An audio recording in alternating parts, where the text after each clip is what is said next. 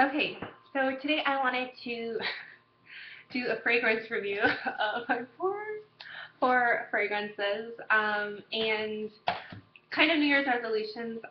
So I spent the last hour trying to clean up everything, and then I realized I have never done a review on my Fragonard perfumes.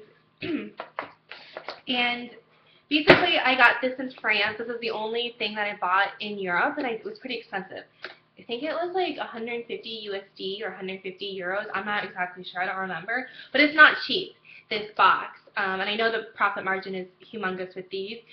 Basically, there are 5 perfumes, and they're made by the House of Fragonard, which is like a Parisian fragrance company. And you guys know I love perfumes. I think for me, perfumes are such an investment, and I think they have a link to smell. And I love reviewing perfumes. But the thing about scents now is that I feel like it's just so hard to use them up. So I told myself to stop buying perfumes because I just can't use them up and then they go bad. But with Fragonard, it is a very I'm only in Paris once, so I thought I should get it. And they come in these stainless, I don't know what they're these kind of metal containers, so that way the fragrance is good for like 15 years because no light comes through it. So they've been around for I think like a long time, and they have a school in France where they have perfumers and nosers create these fragrances.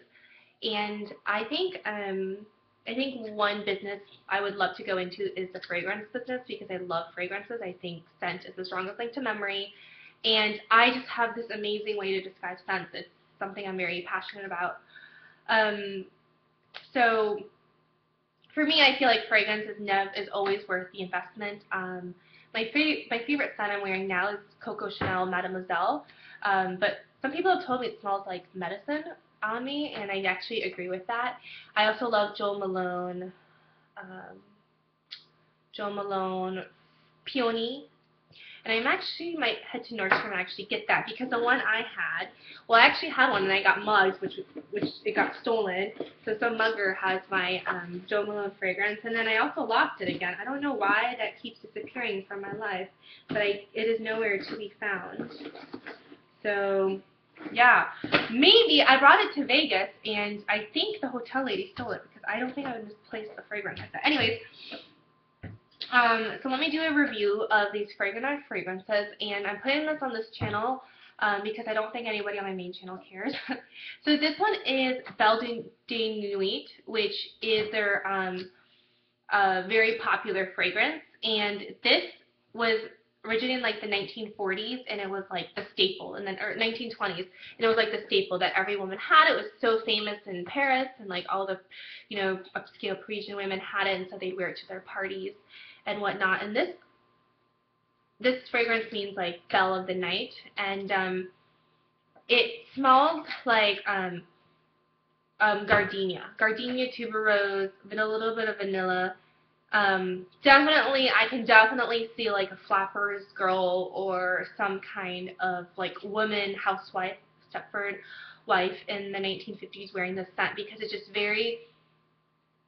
very soapy, almost potpourri, like feminine, and gardenia. I think anything with gardenia is a very, very feminine smell. This one is Emilie.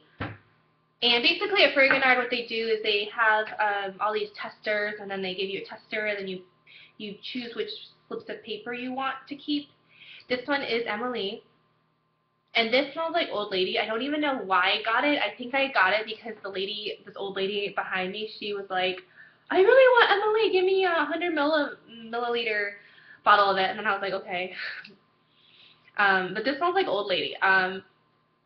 It's very, very pungent. And I think a Parisian woman would smell like this because I think French perfumes like Miss Dior, not Miss Dior Cherie, but Miss Dior, or Diorissimo from Christian Dior, those fragrances are very like in-your-face pungent. So it's very, very pungent smell. I don't really like it. The next one is Belle Cherie, which is, I do like this scent and I do wear it often. It doesn't smell like Miss Dior Cherie, but it has like a sweet, cakey smell. in comparison to the Belle Nuit. And I think the Belle Cherie came out in the 90s or pretty recently, ever since like the sweeter kind of scents came into play. But it's a very, smells like marshmallows a little bit to me. So it's a nice scent, but it's not my favorite. My favorite scent that I've been wearing all the time now is a scent called Ile D'amour. Ile D'amour. And it smells exactly like Issey Miyake perfume. Like, spot on. It could be unisex. I think probably is unisex. I think it's a male fragrance. It smells like Sprite. It smells like Issey Miyake, very fresh, almost like a pine sol, like lemon scent. But I really like it because it's very light and it's not too like in your face or whatnot. So these are my Fragonard fragrances, and I really like having them around because they remind me of my time in France. And maybe when I go back to Paris, I'll get some more. And I actually want to do a review of the Molecule 1 perfume because I actually have it right there.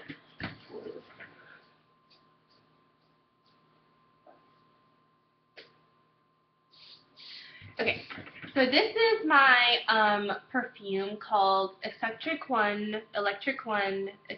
Molecule, and this is like huge with the beauty community and blogger community, and it was like the instant aphrodisiac for whoever you're trying to attract, although I don't think it works that well because it doesn't last. That's the biggest complaint I have. It's not a cheap perfume, this fragrance. For how many ounces is it? 1 ounce was about, I think, $60 or $70, which is not cheap. It's on the price range of a Chanel perfume. Basically, this perfume smells so much like Dolce & Gabbana Light Blue.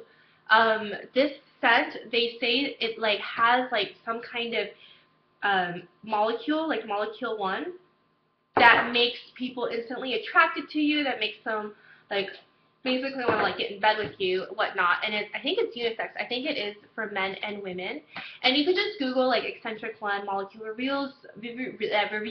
Some people swear by it, some people hate it. For me, I do like the scent. It smells very light.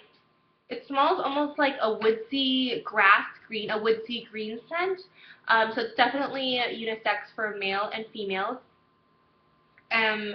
And it's very light, smells like Dolce & Gabbana Light Blue, but I wouldn't recommend it. First of all, it doesn't last. It doesn't last on me. Maybe that's the whole point, is it doesn't last, and it's supposed to like trigger like pheromone concoctions for attraction, but it doesn't. I've never done this. I've never gotten someone telling me I smelled really good wearing this. But I've never A/B tested this, so I'm not exactly sure. It's made in England, which I thought was interesting. And let's see what else. It's a good scent. I think it's a great Christmas present, to be honest, because it won't offend anybody. I think it's one of those scents you can throw on for a job interview, you can throw on for a date, you can throw on for anything that, for really any occasion, because it's a nice, pleasant scent. But I think for $60 for this small of a product, I don't think it's necessarily worth it. I think you can find things that are cheaper, or you might as well just get like the light blue scent. But yeah, so those are my 2 perfume reviews, I guess, for now. Thanks for watching.